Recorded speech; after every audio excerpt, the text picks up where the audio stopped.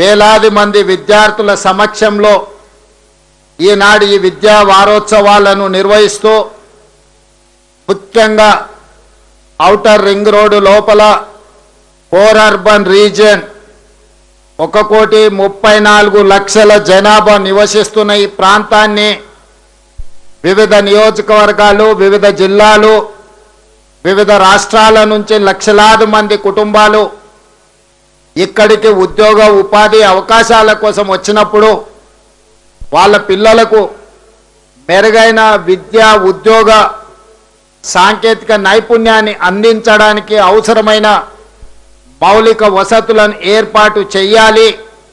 దానికి సంబంధించి వివిధ ప్రాంతాలలో అందుబాటులో ఉన్న ప్రభుత్వ భూములను సేకరించి ఈనాడు 1,700 కోట్ల రూపాయల అభివృద్ధి ప్రణాళిక కార్యక్రమాన్ని ఈరోజు మనం ప్రారంభించుకుంటున్నందుకు నేను చాలా సంతోషిస్తున్నా. విద్యాశాఖ అధికారులను మనస్ఫూర్తిగా నేను అభినందిస్తున్నా. మీరందరూ పెద్ద ఎత్తున చప్పట్లతోని ఈ అధికారులందరినీ అభినందించాల్సిందిగా విజ్ఞప్తి చేస్తున్నా. మిత్రులారా, తెలంగాణ నేపథ్యం గురించి నాకంటే విద్యాశాఖకు సంబంధించిన మీకు ఎక్కువగా తెలుసు. ఆనాడు ఉమ్మడి రాష్ట్రంలో తెలంగాణ ప్రాంతం గురవుతున్న వివక్షను గుర్తించి 69 తొలి తెలంగాణ ఉద్యమం కావచ్చు, లేదా 2009 మలి తెలంగాణ ఉద్యమంలో కావచ్చు, కాకతీయ ఉస్మానియా యూనివర్సిటీలు, వివిధ జిల్లాలలో ఉన్న యూనివర్సిటీలతో పాటు కళాశాలలు, విద్యార్థులు ఉవ్వెత్తున తెలంగాణ ఉద్యమాన్ని ముందుకు ఉరికించిండ్రు. కాబట్టే ఈనాడు తెలంగాణ రాష్ట్ర కళ సాకారమైంది.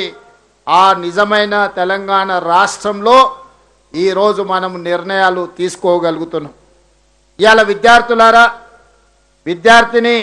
విద్యార్థులు వాళ్ళ చదువులు, వాళ్ళ కళాశాలలో సమస్యలనే కాదు, తెలంగాణ సమాజం ఎదుర్కొంటున్న వివక్ష కావచ్చు, తెలంగాణ రాష్ట్రానికి రావాల్సిన నిధులు కావచ్చు, నియామకాలు కావచ్చు, తెలంగాణ రాష్ట్ర రాజకీయ ప్రాతినిధ్యం కావచ్చు, ఎప్పుడైతే సమస్య వచ్చిందో ఈ సమస్యకు పరిష్కారం శాశ్వతంగా చూపించలేదో, ప్రతి సందర్భం తెలంగాణ సమాజానికి వచ్చిన సమస్యను తమ సమస్యగా భావించి ఈ ఉస్మానియా కాకతీయ విద్యార్థులు ఉద్యమం బాట వైపు నడిచిండ్రు. వాళ్ళ సామాజిక బాధ్యతను, వాళ్ళ యొక్క చైతన్యాన్ని ఈనాడు మనం గుర్తించి ఆయా యూనివర్సిటీల పునరుద్ధరణ చేయడమే కాకుండా అక్కడ అంతర్జాతీయ స్థాయి మౌలిక వసతులను ఏర్పాటు చెయ్యాలి అని మన ప్రభుత్వం కృత నిశ్చయంతో ఈరోజు కార్యక్రమాన్ని తీసుకొని ముందుకు వెళ్తుంది. మిత్రులారా, మీకు అందరికీ తెలుసు, యూనివర్సిటీలను నిర్లక్ష్యం చేస్తే, విద్యను ఒకవేళ నిర్లక్ష్యం చేస్తే తెలంగాణ సమాజం బలహీనపడుతుంది. ప్రపంచ దేశాల ముందు మనము ఆర్థికంగా, సామాజికంగా వెనుకబాటుతనానికి లోనయ్యి చివరికి మనము అచేతనావస్థకి చేరుకునే పరిస్థితులు ఉన్నాయి. అందుకే ఈ తెలంగాణ సమాజంలో పేదలకు విద్యను, నాణ్యమైన విద్యను, సాంకేతిక నైపుణ్యాన్ని అందించడం మా ప్రభుత్వం ఒక గురుతర బాధ్యతగా భావించింది.